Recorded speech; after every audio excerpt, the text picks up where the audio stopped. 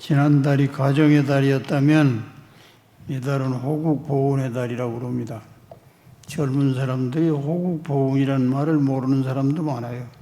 쉽게 말하면 나라 사랑하는 마음을 키우는 달입니다. 지난 주일은 제66회 현충일이었고 다음 주일은 제71회 6.25 상기일입니다. 그러니까 현충일이라고 할 때 현자가 나타날 현자입니다. 이거 어려운 한자입니다. 공부하지 않은 사람은 잘 모르는 한자입니다. 현자입니다. 드러날 한자.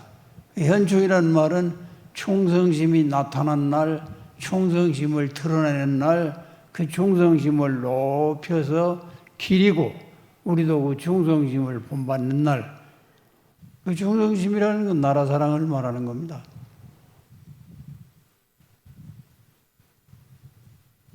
그러니까 우리 선배들이 목숨을 바침으로 나라를 지켜주셨기 때문에 오늘의 우리가 있는 것입니다.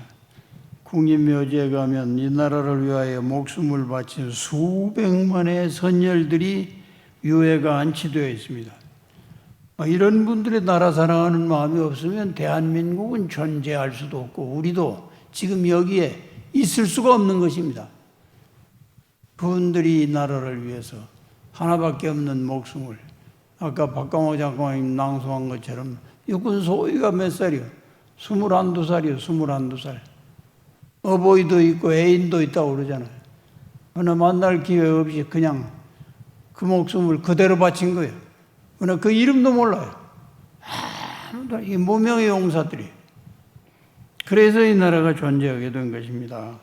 그러므로 우리는 그들을 기억하고 감사하는 마음을 회복하고 그들의 마음을 본받아 우리도 나라를 사랑함으로 이 나라가 세계에 뒤처지는 나라가 아니고 세계의 머리가 될지언정 꼬리가 되지 않고 앞서서 하나님을 영화롭게 드러내는 위대하고 찬란한 나라가 되게 하기 위해서 우리도 이 선배들을 본받아야 할 줄 믿으시기 바랍니다. 나무 위에 보면 새 둥지가 있어요. 둥지 안에 알이 있어요. 그런데 태풍 불어서 그 둥지가 떨어졌어요. 그러면 그 속에 있는 알이 그대로 있을까요? 박살났을까요? 박살나죠. 그 둥지는 나뭇가지, 건불, 멍건퀴 이런 걸로 뭉쳐졌기 때문에 떨어져도 금방 박살은 안 나요. 그러나 알이야 그거야 박살나서 흔적도 없이 없어져 버린 거예요. 그래 그 둥지가 나라라면 그 아래에 있는 알은 우리 백성들, 우리들을 말하는 거예요. 왜 그 둥지 없으면 우리가 존재할 수가 없어요. 집 없는 노숙자를 우리는 불쌍하다고 그래요. 그런데 집 없는 노숙자보다 몇십 배 더 비참하고 불쌍한 자들이 나라 없는 자들이에요. 2차 대전 때 유대인은 나라 없이 유랑했어요. 그때 히틀러라는 사람이 게르만 민족보다 똑똑한 놈은 다 죽여야 된다. 게르만 민족보다 부자는 다 죽여야 된다. 게르만 민족보다 앞서는 자들 다 없애야 된다. 내 눈에 유대인들이 항상 가시처럼 보기 싫은데 다 없애라. 그래서 600만을 학살했어요. 도륙했어요. 도륙. 요즘 말로 하면 살처분했어요. 살처분. 전염병 걸린 닭이나 돼지나 소 같은 거 아직 살아있는데도 땅에 그도 놓고 크레인으로 밀어가지고 덮어버리는 것처럼 600만을 그냥 짧은 시간 안에 살처분했어요. 그런데도 아무에게도 하소연할 데가 없었어요. 도와주는 사람도 없었어요. 말리는 사람도 없었어요. 히틀러가 무서워서 찍소리도 못했어요. 나라 없는 사람의 슬픔입니다. 쿠르드족 보세요. 태국, 타이, 터키하고 이라크하고 중간에 떠돌아다니는 민족이 쿠르드족이에요. 인구가 2천만이 넘는데도 나라 없이 그렇게 떠돌아다닌 게 100년이 넘었다는 거예요. 아무도 죽어도 모른 채 하는 거예요. 도와주는 자 없는 거예요. 격려하고 위로하는 자 없는 거예요. 얼마나 불쌍하고 처절하고 참절한 일입니까? 이 쿠르드족. 시리아 보세요. 내전이 벌써 얼마예요? 10년이 넘을 것 같은데도 아직도 계속되고 있어요. 끝날지 언제 끝날지도 몰라요. 미얀마 보세요. 껄핏하면 푸드타에서 살만하면 뒤엎어버리잖아요. 저 아프리카 내전하는 수많은 나라들 보세요. 그 밀려다니는 백성들 보세요. 갈 데 없어서 보트 타고 바다에 가서 여기 좀 받아주십시오. 안 받아줘요. 저기 좀 받아주십시오. 안 받아줘요. 그냥 돌아다니다 굶어 죽거나 빠져 죽거나 없어져 버려요. 아무도 관심을 안 둬요. 나라 없는 사람들의 이 비참함이라는 건 말로 표현할 수가 없는 겁니다. 그러나 우리는 세계에서 10등 내에 드는 당당한 대한민국에서 오늘 살고 있다는 것이 얼마나 큰 축복이고 은혜인지를 깨닫게 되기를 축원합니다. 시편 122편에 보면 이런 말씀이 있어요. 예루살렘의 평안을 위하여 기도하라. 예루살렘을 사랑하는 자에게 형통이 있을지어다. 우리말로 쉽게 표현하면 나라를 위하여 기도하라. 나라를 사랑하는 자는 복을 받으리로다. 그런 말이에요. 그러므로 나라의 중요성을 알고 이 나라를 위하여 기도하고 나라의 일에 협력하고 국민의 의무를 다하고 마침내는 나라를 위하여 목숨까지 내바치는데 나아갈 수 있는 그런 나라 사랑하는 마음을 키우는 달이 이 달이고 오늘은 바로 그런 마음으로 드리는 예배인 줄 믿으시기 바랍니다. 이스라엘은 우리와 매우 세계에서 우리나라와 제일 비슷한 나라가 이스라엘. 우선 역사가 깊죠. 4,000년이 넘잖아요. 우리나라 단군 때로부터 오면 4,300년이 넘잖아요. 이스라엘 아브라함 때로 오면은 4,050년에서 100년 돼요. 비슷해요, 역사가. 그 다음에 강대국들의 틈바구니에서 침략과 수탈을 수도 없이 많이 당하고 산더미 같은 고생과 고난을 수도 없이 많이 당했다는 것 매우 비슷해요. 그런데 인류 역사를 보세요. 이스라엘을 괴롭혔던 강대국들 바벨론, 아시리아, 페르시아, 마케도니아, 헬라, 로마, 아람, 아말렉, 미디안, 블레셋 다 어디로 갔어요? 다 없어져 버렸어요. 다 없어져 역사의 무대에서 다 사라진 지 오래예요. 그런데 이스라엘은 건재하잖아요. 이스라엘을 손댈 사람이 없어요.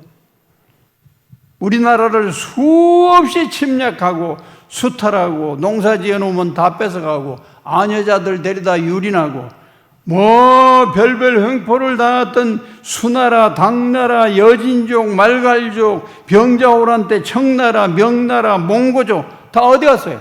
다 없어져 버렸어요. 다 없어져 버렸어요.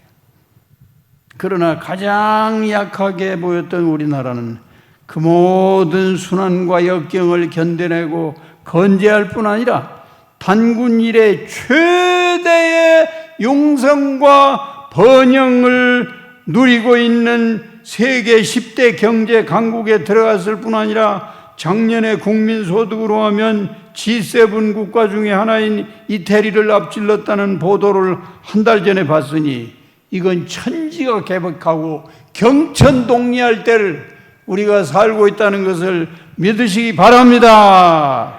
세계에서 가장 크고 많은 고난과 고생의 가시밭길을 걸어왔음에도 불구하고 이스라엘과 우리나라는 망하거나 없어지지 않고 점점 발전하고 점점 강성해져서 누구도 무시할 수 없는 나라가 되었다는 것을 믿으시기 바랍니다. 이 두 나라는 독립도 비슷해요. 우리나라가 1945년 8월 15일이에요. 이스라엘은 1948년, 우리나라보다 3년이 늦어요. 5월 14일. 제가 군대에 있을 때 성지순례를 2번이나 보내줬어요. 그 얼마나 고마워요. 그래서 신덕교회 와서는 성지순례 갈 필요가 없었어요. 예루살렘의 동남쪽으로 100km쯤 내려가면 사해가 나와요. 사해 근방에 아주 마사다라는 천연 요새가 나와요. 마사다라는 뜻도 요새라는 뜻인데 천연 요새예요. 그 요새라는 건 아주 방어 시설이 철저하게 잘 된 곳을 요새라고 그래요. 높이가 440m 돼요. 그러니까 이 남산, 뭐 이쪽에 인왕산, 여기 안산보다 높아요. 440m예요. 그 넓이는 한 120m 되고 길이가 620m예요. 둘레가 1300m 정도 돼요. 그런데 완전히 바위산이에요. 이거 BC 한 37년에서 51년까지 왕으로 있던 헤롯이라는 왕이 만약에 반란이 일어나면 내 피신처로 삼으리라 해가지고 그 요새를 미리미리 공사를 했어요. 그 안에 무기고를 만들었어요. 식량 창고를 만들었어요. 그 다음에 식수, 저수 시설도 만들었어요. 잠자고 먹고 씻고 할 수 있는 방도 만들었어요. 하수구도 만들었어요. 배수로도 만들었어요. 천연 요새예요. 그런데 AD 70년에 로마하고 이스라엘하고 대판 붙었어요. 이스라엘은 조그만 나라요. 로마는 천하의 최대 강국이었어요. 지금의 미국과 같았어요. 그런데 이스라엘은 항복하지 않고 항전을 계속했어요. 목숨을 걸고 했어요. 로마에서 10개 군단을 투입했어요. 수만 명을 투입을 했어요. 그러니까 게임이 안 돼요. 이 유대인들은 도망가고 또 도망가고 밀리고 또 도망가고 거기 참석했던 사람들 다 없어지고 나중에 누구만 나오냐? 열심당만 남았어요. 열심당이 뭐냐? 젤롯 땅이라고 그러는데 젤롯이라는 말이 열심이라는 뜻인데 나라를 위해서 목숨을 바치기로 서약한 애국 당원들이라는 뜻이에요. 그 사람들 960명이 밀리고 밀려서 마사다까지 갔어요. 그래서 마사다에 올라갔어요. 그래서 거기를 더 철저히 요새화했어요. 우리는 절대로 로마에 항복하지 않는다. 죽으면 여기서 죽는다. 로마 군들은 기다렸어요. 저놈들이 그 조그만 데서 물 없고 양식 없으면 굶어 죽게 되면 손 들고 나오겠지 더 기다려 버틸 수 있겠나? 그런데 2년이 지나도 안 내려왔어요. 얼마나 양식을 많이 비축했는지 2년이 지나도 안 나왔어요. 로마에서는 별 수 없이 축대를 쌓기 시작했어요. 돌과 흙으로 계단을 만들었어요. 그 높은 데 440m 되는 데로 올라갈 수 있도록 계단을 만들었어요. 거의 몇 달이 걸렸어요. 거의 꼭대기까지 다 갔어요. 꼭대기에 들어가기 하루 전날이었어요.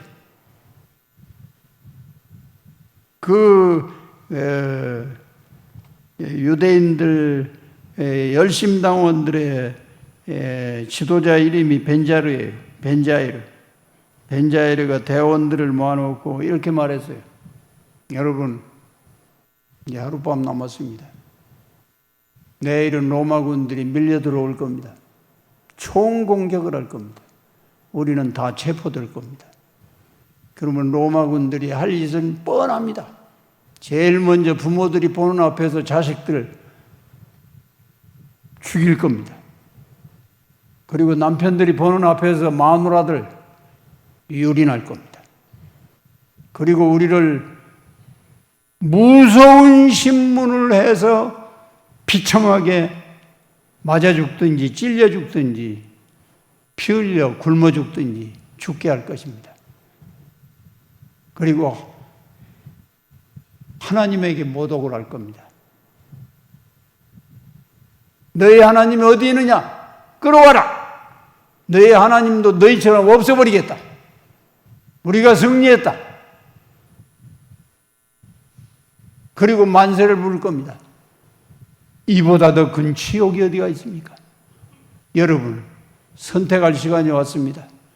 이 치욕을 감당하고 그들의 손에 죽겠습니까? 아니면 우리 손에 자유가 있을 때 내 손으로 내 목숨을 나라와 하나님 앞에 바치겠습니까? 한 사람도 예외 없이 나라와 하나님 앞에 목숨을 바치겠습니다 하고 손들었습니다. 그 가족들과 남편들은 다 자기 방으로 갔습니다. 모두가 눈물이 글썽글썽했지만 말은 안 했습니다. 방에 들어가서 다 가족을 땅에 눕혔습니다. 눈을 감으라고 그랬습니다. 그리고 남자는 칼을 들었습니다. 간절히 기도를 했습니다. 하나님, 우리 목숨을 받아주소서. 내 손이 떨려서 심장을 바로 찌르지 못하면 내 처와 자손들의 고통이 얼마나 오래 가겠습니까? 그런 일이 없도록 한 칼에 심장의 중심을 찔러서 최소의 고통으로 이 목숨들이 바쳐지게 도와주세요. 찔렀어. 또 찔렀어. 또 찔렀어요. 아무 말도 없이 다 끝났습니다. 남자들이 다 모였습니다. 제비를 뽑았습니다. 10명이 뽑혔습니다. 10명에게만 칼을 주었습니다. 그리고 나머지는 다 바닥에 눕게 했습니다. 그 10명이 또 기도를 했습니다. 내 동료의 고통이 오래가지 않도록 내 칼이 전곡을 찌르듯 심장 중심을 찌를 수 있도록 붙들어 주세요. 찔렀습니다. 또 가지다 찔렀습니다.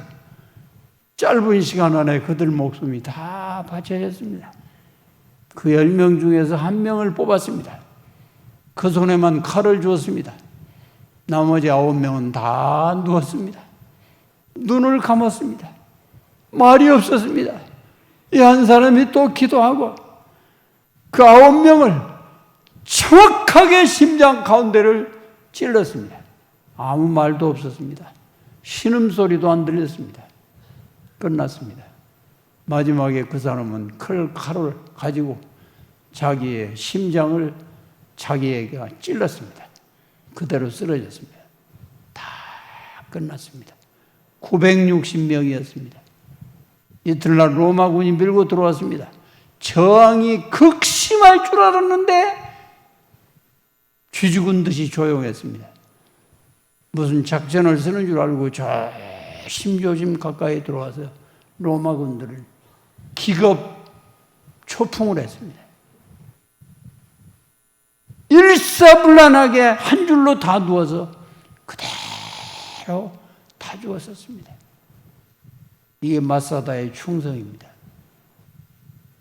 이스라엘 백성이 나라 없이 세계를 떠돌아다닌 게 딱 1850년입니다. 1850년 동안 히틀러 같은 놈도 만나고 별별 사람을 다 만났지만 그러나 자기의 정체성, 자기 민족의 언어, 자기 민족의 문화, 하나님에 대한 절대적인 신앙, 이것을 포기하지 않고 1845년 만에 독립을 이루도록까지 밀어붙인 저력과 원동력은 바로 마사다의 그 충성 정신에 있었습니다. 이것이 그들의 오늘을 만드는 것입니다.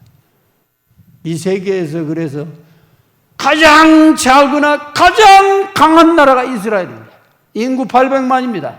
그 땅은 강원도 넓이밖에 안 됩니다. 800만짜리가 원자탄을, 핵폭탄을 갖고 있는 나라는 이스라엘 하나 이외에는 없습니다. 왜 그런 일이 되느냐? 그들이 미국을 조종하기 때문에 그렇습니다.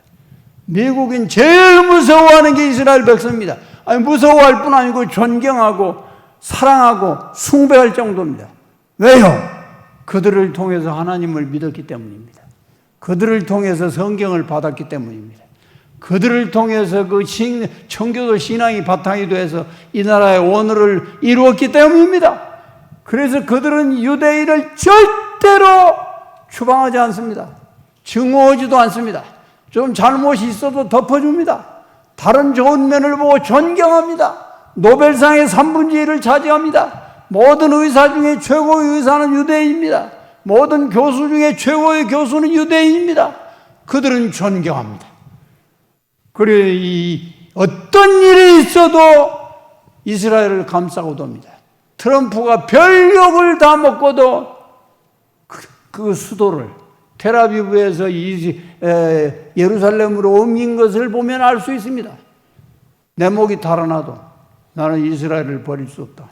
이 미국의 정신입니다. 얼마나 놀라운 일입니까, 여러분?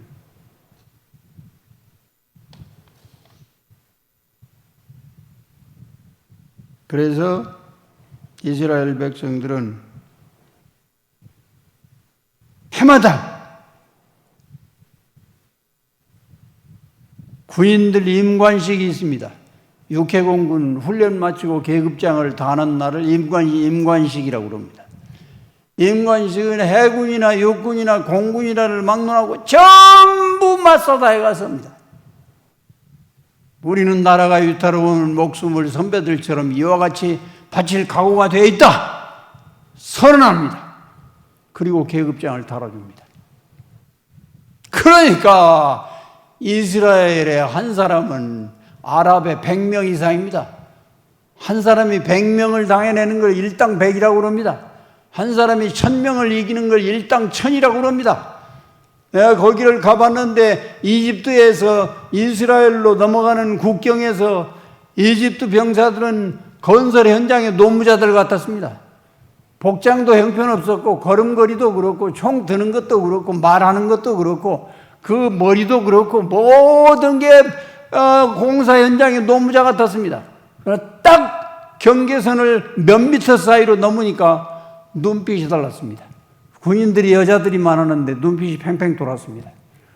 어떤 한 것도 숨겨서 들어갈 것을 전혀 꿈도 못 꿀 정도로 남자들은 말할 것도 없습니다. 소수의 인원이 저 강한 이집트 인구도 2천만이 넘으니까 이스라엘보다 몇 배가 많습니다. 그러나 이집트뿐 아니고 그 주변의 아랍인들이 1억이 넘습니다. 1억이 넘어도 요 800만 앞에 꼼짝 못합니다. 왜요? 이들의 정신이 살아있는 거예요. 이 정신을 누가 살린 거예요? 하나님을 믿는 그 신앙이 날마다 정신을 살리는 거예요. 마사다의 그 충성 정신이 이들을 눈뜨게 하는 거예요. 다른 사람 못 보는 걸 보게 하는 거예요. 다른 사람보다 먼저 총을 쏘게 하는 거예요. 먼저 행동을 개시하게 하는 거예요. 그 나라를 철통같이 지켜요. 세계가 다 무너져도 이스라엘은 안 무너질 겁니다. 얼마나 놀라운 일입니까, 여러분? 이런 유래는 세계에 없습니다. 오직 이스라엘 하나뿐입니다. 보통 나라는 나라 잃고 200~300년이 넘기 전에 민족의 이름도 여러 배 망각합니다. 정체성도 상실합니다. 언어도 상실합니다. 문화도 상실합니다. 모든 핏줄도 상실합니다. 그러나 이 이스라엘 백성은 200년이 아니고 2000년이 넘어도 끄떡없이 있다가 이렇게 최강국으로 부상하는 거 뭐 때문입니까? 이게 믿음 때문에 그러는 겁니다.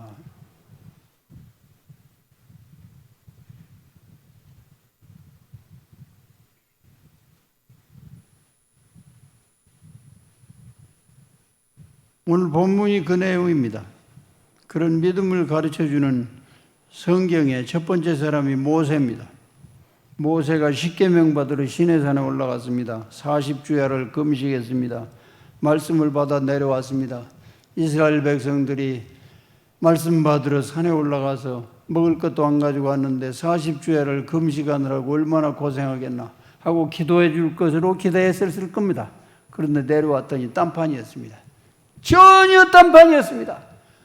모세는 산에 올라갔다 40일이 넘었다 소식이 죽었다 살았다 소식이 없다. 그러니까 여호와를 버리고 우리가 이 금송아지 신을 섬기고 모세도 버리고 이집트로 다시 돌아가자 하고 난리 법석을 했습니다.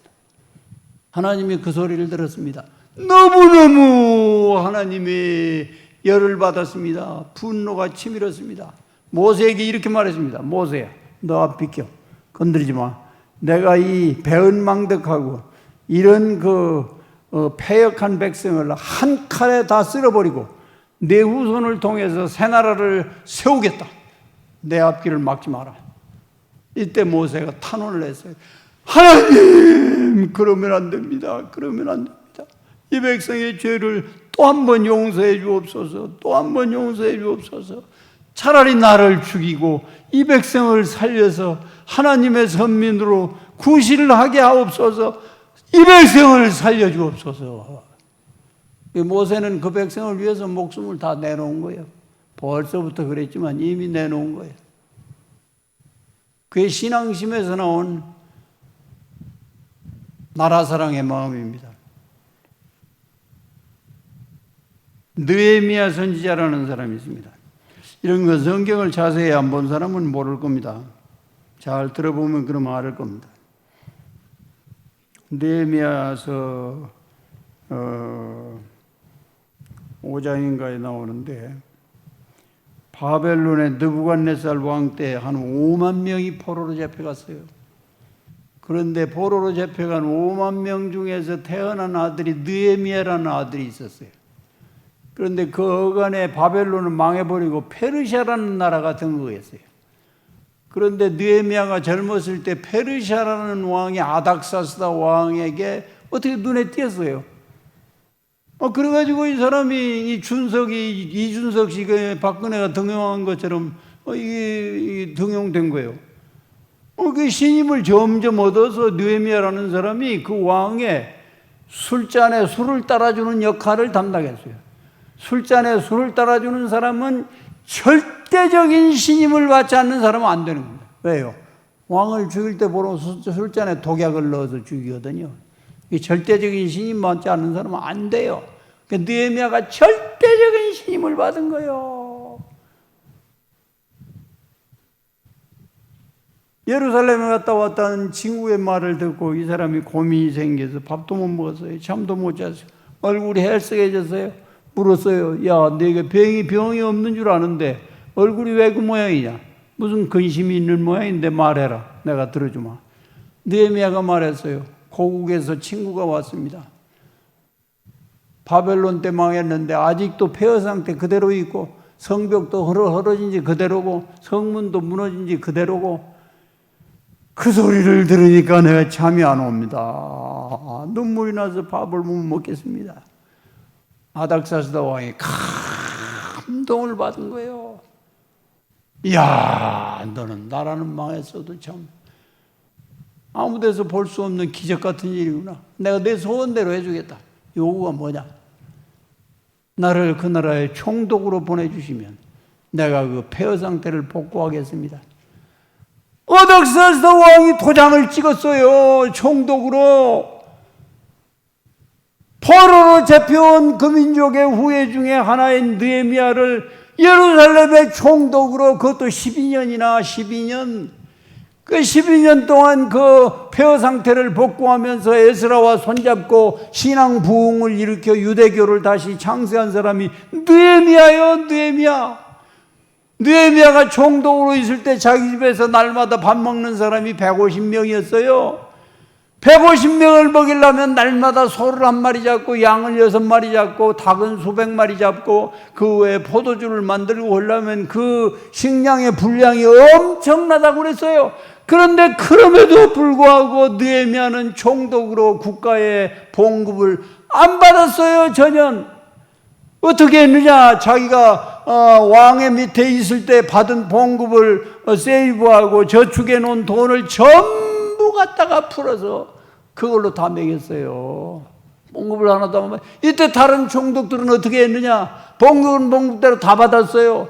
그리고 백성들을 탄압을 해가지고 곡식을 가져와라, 포도주를 가져와라, 돈을 가져와라 다 착취했어요. 이 소문으로 다 돌았어요.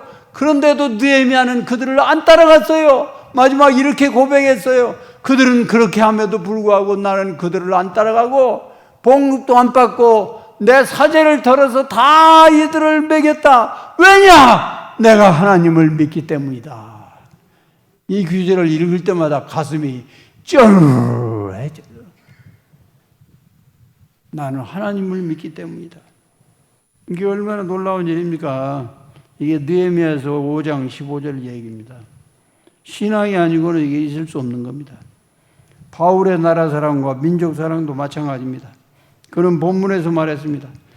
나의 마음에 그치는 고통이 있는데 최대의 고통이다. 그건 나의 동족에 대한 마음의 고통이다. 내가 저주를 받아 지옥에 간다 해도 나는 나의 동족이 구원받기를 열망하는 것이다. 하나님, 나 하나를 지옥에 보내시고 내 민족이 구원받을 수 있다면 나는 기꺼이 가겠습니다. 내 민족이 구원받도록 도와주세요. 이게 신앙에서 나오는 나라사랑, 애국, 애족의 마음입니다. 우리나라도 나라와 민족을 지극히 사랑했던 사람들 대부분이 독실한 신앙의 사람들이었습니다. 헤이금미 만국회의의 대한독립을 호소하기 위해 고종의 밀사로 파견되었던 이준열사, 그는 당시 검사였는데 남대문교회 상동교회라고 있어요. 상동 백화점이 있는데 그건 교회에서 건물을 크게 지어가지고 다 백화점으로 세내주고 11층인가 그 위에 교회가 있어요. 그 상동교회 신자였어요. 3.1 독립 선언서를 초안 작성할 때도 바로 그 상동교회에서 초안을 작성했어요. 3.1운동을 이끌었던 이관순 17살의 나이로 서대문 형무소에서 순국함으로 순국 열사가 됐는데 유관순의 신앙은 다른 사람이 따라갈 수가 없었어요. 17살이면 지금 고등학교 1, 2학년 정도밖에 안 되는데 다른 사람이 못 따라갔어요. 안중근 의사는 31세에 여순 감옥에서 순국했는데 독실한 천주교 신자였어요. 하나님을 믿는 건 마찬가지였어요. 도산 안창호 선생의 그 신앙은 누구도 따를 수가 없었어요. 놀라운 신앙의 사람이었어요.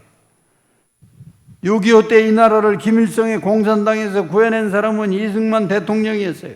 그는 독실한 기독교 장로였어요. 그가 없었다면 우리나라는 김일성의 공산당의 밥이 되었을 것이 뻔해요. 김구 선생도 독실한 기독교 신자였어요. 그는 평소에 10개의 경찰서를 세우는 것보다 1개의 교회를 세우는 것이 범죄 예방에 효과적이라는 것을 입버릇처럼 말했어요. 대단한 신앙의 사람이에요. 그러나 김구가 이 나라의 대통령이 됐다면 6.25 사변은 어려웠어요. 이 나라를 건지기 어려웠을 거예요. 왜 그러냐? 이승만은 29살 때 미국으로 망명했어요. 워싱턴 대학에서 학사학위를 받았어요. 하버드 대학에서 석사학위를 받았어요. 프린스턴 대학에 가서 박사학위를 받았어요.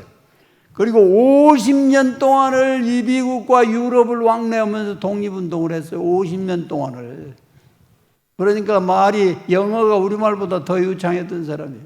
그러니까 우리말 하려면 언제나 국민 여러분 이상하게 말하잖아요. 그 영어만 50년 동안을 썼기 때문에 그런 거예요. 그러니까 이승만이 우리나라 대통령으로 있을 때 세계, 미국은 물론이와 미국의 정계, 학계, 재계 뭐 이런 모든 곳에 동문과 선배, 후배들이 포진하고 있을 때가 바로 그때였어요. 그래서 이승만의 말 한마디는 안 통하는 데가 없었어요. 그래서 세계 22사국에서 우리나라에 구호물자를 보내고 미국에서 보낸 건 말로 할 수가 없었고 빌리 그레함이 그때 36인가 7이었어요. 막 떠오르는 부흥강사였어요. 떠오르는 별이었어요. 트루만에게 전화를 했어요. 대통령 각하, 공산당이 한국을 침범했습니다. 큰일 났습니다. 서울에 50만의 신자가 있습니다. 그대로 두면 50만 신자 다 죽습니다. 기독교도 없어집니다. 그러면 대통령 각하가 하나님 앞에서 그 신문을 받아야 할 겁니다. 당장에 결심하십시오. 파병을 하십시오. 이게 하나님의 뜻입니다. 파병을 하십시오. 트루만이 그때 그대로 당장에 결정했어요. 미국의 48대 대통령인가 지금 있는데 대학 졸업하지 않은 대통령은 트루만 한 번 10,000명뿐이래요. 그러나 그 사람은 진실한 사람이었어요. 왜요? 그 이름이 트루만이잖아요. 트루가 뭐예요? 진실하다는 뜻이요. 만이 사람이요. 진실한 사람이요. 그러니까 TRUE가 진실하다는 뜻인데 그 이자 빼도 발음은 똑같아요. 트루만이에요. 바로 결정했어요. 메가더 일본에 있는데 지시했어요. 일본의 군대 바로 선발대 파견하라. 바로 왔어요. 메가더가 뭐 수송기 타고 바로 왔어요. 현황 살폈어요. 그 일본에 있는 사단부터 파병했어요. 그래서 6.25를 이기게 된 거예요. 그러나 김구는 상해 중심으로만 활동했어요. 영어 할 줄 몰라요. 미국의 인맥이 전혀 없었어요. 아는 사람 하나도 없었어요. 김구가 아우성쳐도 도와줄 사람이 메아리만 안 들어올 뿐 도와줄 사람이 없었어요. 6.25 이기 어려웠을 거예요. 어려우면 김일성하고 협상했을 거예요. 그러면 우리가 불리한 쪽으로 떨어질 수밖에 없어요. 그런데 그가 아니고 이승만이 뽑혀서 이 나라가 공산당의 밥이 되지 않고 공산당을 물리치고 공산당이 지금 우리를 밀고 내려오지 못하는 것은 힘이 그들이 없어서가 아니고 우리가 너무 강하기 때문에 그런 거예요. 알아요, 다. 제가 핵무기만 가졌지 전부 다른 건 열세다, 안 된다 하는 걸 알기 때문에 그러는 거예요. 못 내려오는 거예요. 못 내려와요. 그러니까 공산당으로 협상할 생각하지 말고 지금 대통령처럼 협상하고 굽실굽실 할 생각하지 말고 우리를 신앙으로 뭉쳐서 믿음으로 모든 경제, 병력, 군사력 이런 걸 강력하게 갖추면 절대로 못 내려옵니다. 절대로 못 내려옵니다. 전쟁은 최소한도 7대 3이 됐을 때 아래로 내려갈 때 전쟁이 난다고 그랬어요. 자기네가 7이고 우리가 3일 때 전쟁이 나는 거예요. 자기네가 10이고 6.25 때는 북쪽이 10이고 우리나라는 1도 못 됐어요. 1도 못 됐어요. 그러니까 그 넉넉히 일어날 수 있는 예견된 전쟁이었어요. 지금은 절대로 어림도 없어요. 어림도. 그러니까 새 대통령이 되면 우리를 강력하게 해서 북이 오히려 코를 납작하게 해서 찍소리 못하게 해야 돼요. 이렇게 절절 기는 쪽으로 가면 절대로 우리를 인심 좋아서 봐줍니다. 이건 천부당 만부당 아니에요. 공산당은 절대로 타협의 상대가 아니에요. 하나님이 이 나라를 구원하기 위해서 이승만 대통령을 장로를 세워서 이 나라 기틀을 잡음으로 공산당의 마수에서 벗어나게 된 줄 믿으시기 바랍니다. 저기 6.25 때 마지막 그 최전선이 낙동강 방어선이었어요. 낙동강 방어선을 맡은 대표가 미국에는 워커 중장이에요. 저 워커힐 있죠? 워커힐. 그 사람이 삼성장군으로 교통사고로 죽었어요. 그 술 취한 트럭 운전사에게 치여서 죽었어요. 너무너무 그래서 그 사람 기념하기 위해서 워커힐이라고 이름을 그렇게 붙인 거예요. 그 워커 장군 아들도 여기 한국전쟁에 와서 대위 때인데 죽었어요. 그 낙동강 방어선 워커가 책임지고 있었어요. 이때 한국군 책임자는 백선엽이었어요. 백선엽이 그때 35인가 6살밖에 안 됐는데 별 하나 달고 있었어요. 이 전시니까 그런 거예요. 지금은 35이면 대위밖에 안 돼요. 별 하나 달고 있었어요. 낙동강 전선, 방어전선의 한국군 책임자였어요. 너무너무 힘겹고 안 될 것 같으니까 날마다 밤마다 눈물을 기도했어요. 하나님, 불쌍히 여겨주옵소서. 공산당이 여기 무너뜨리면 부산이 먹힙니다. 부산 먹히면 이 나라는 끝납니다. 그럼 완전히 공산당이 됩니다. 그러면 이 나라의 신자는 다 죽습니다. 앞으로 생길 신자도 없습니다. 하나님의 나라 없어지는 겁니다. 불쌍히 여겨서 내 하나가 죽더라도 낙동강 방어선이 무너지지 않도록 도와주세요. 그 사람이 군인으로 최장수 99세인가 거의 100세 돼서 얼마 전에 돌아가신 분이 그분이에요.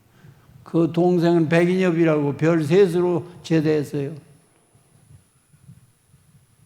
얼마나 그가 간절히 기도할 때 그때 부산 초량교회에서는 대통령도 참석했어요. 모든 목사들이 다 참석했어요.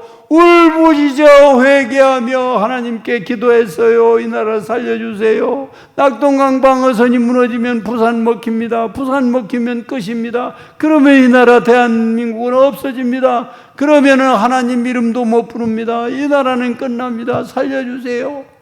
하나님이 응답하신 거예요. 그래서 낙동강 방어선이 안 무너졌어요. 그래서 백선엽은 대장까지 되고 제대했어요. 워커 장군이 교통사고로 불행히 끝났습니다만, 여러분, 나라 없는 백성보다 서러운 건 없습니다. 우리는 나라 사랑해야, 나라 사랑하는 국민의 의무가 사대 의무 있어요. 첫째, 병역의 의무. 둘째, 납세의 의무. 셋째, 교육의 의무. 넷째, 근로의 의무. 이거 다 해야 돼요. 이건 다 해야 되고, 가장 쉽게 할 수 있는 방법은 국경일 되면 태극기 거는 것을 할 수 있는 것. 제일 쉬우면서도 나라 사랑하는 마음에 1번지. 내가 여기 살아요. 이 아파트에. 350세대 정도 돼요. 국경일에 태극기 걸린 집은 2집 아니면 3집이에요. 우리하고 부목사님 집하고 또 다른 한두 사람 집이 있어요. 그러니까 1%도 안 되는 거예요. 1%도. 집은 살기 좋고 별일일지 모르지만 나라 사랑하는 마음이 이렇게 없어지면 이런 거 무너지는 건 순식간이에요. 굳게 걸어야 돼요. 그리고 제반 규칙을 법을 잘 지켜야 돼요. 신자는 절대로 이 코로나 집회 못하게 한다고 적부 가부 심판해 달라고 법정에 오사고 이따위 미련한 짓은 절대로 하면 안 돼요. 기각돼 버리잖아요. 그리고 할 수 있는 건 규칙을 잘 지키는데 교통규칙 잘 지켜야 돼요. 그래서 사고 안 나도록 해야 돼요. 사고 일단 났다 하면 내가 잘못했습니다 라고 해야 돼요. 그 막 되어가는 사람들하고 절대로 싸워서 신자가 이길 수가 없어요. 신자는 욕할 수도 없어요. 저주할 수도 없어요. 절대로 안 돼요. 그러니까 사고 나기 전에 예방해야 돼요. 예방하려면 규칙을 잘 지켜야 돼요. 그리고 사고 났다 하면 무조건 미안하다고 해야 돼요. 그래서 이렇게 소문이 나야 돼요. 신자들 집은 옛날에 태극기 안 걸리는데 그 전부 확인해 보니까 기독교 신자들 집에만 태극기가 걸렸더라. 거의 50% 이상은 신자들이다. 그리고 기독교 신자들에게는 교통사고 예방률이 제일 높아서 사고 비율로 하면 그렇지 않은 사람들보다 30%도 안 된다. 이렇게 소문이 나면 여러분이 100번 말로 전도하는 것보다 효과가 높을 거예요. 우리나라가 명예로운 데로 갈 거예요. 나라의 귀중성을 알고 나라 위에 기도하고 나라 위에 우리의 의무를 다해서 하나님이 잘했다 칭찬하고 복을 주는 복을 받는 여러분, 그리고 이 나라가 복을 받아 계속 용성하고 창성하여 이스라엘을 능가할 수 있는 이런 앞날이 오기를 축원합니다. 기도하겠습니다. 하나님 아버지, 우리나라를 공산당의 마수에서 벗어나게 해주신 것 감사옵나이다. 잘못된 것이 많이 있어도 하나님이 다 덮으시고 이 나라를 살려서 이만큼 세계 10대 강국으로 세워주신 것 감사옵나이다. 잘못된 거 많았지만은 그래도 코로나 이 시대에서 우리나라가 선방한 나라 중에 하나로 뽑힐 수 있도록 도와주신 것 감사옵나이다. 하나님이 여기 모인 한 사람 한 사람 하나님 사랑하는 마음, 하나님 사랑하는 신앙으로 나라 사랑하는 마음이 비례적으로 커서 이 나라가 점점 융성하고 강성하고 발전하여 공산당이 엄두도 못 내고 넘볼 수도 없는 그런 강소국이 될 수 있도록 복을 내려 주시옵소서.